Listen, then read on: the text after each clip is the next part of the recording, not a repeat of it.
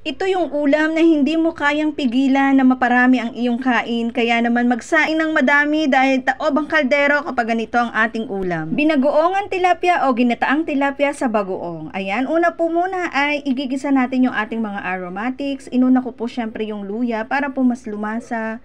Meron din po tayong bawang sibuyas.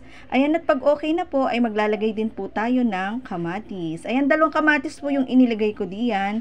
At pagkatapos po timplahan na po natin agad-agad ng paminta. At syempre naglagay din po ako dyan ng konting umami.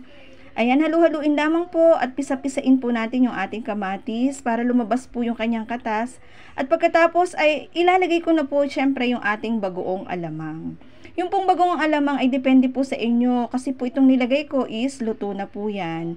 At pagkatapos ay inilagay ko na rin po yung ating pinakakanggata at nag-add na rin po ako ng 1 hanggang 2 kutsarang suka. Pakukuluan lamang po natin ito at wag po muna natin agad tatakpan at hahaluin. At pag okay na po ang gata, tikman at pag ayos na, ay pwede na po nating ilagay yung ating piniritong tilapia.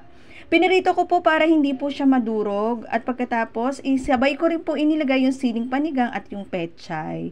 At syempre hindi po kumpleto ang ating binagoongan kung wala po ang ating pritong talong.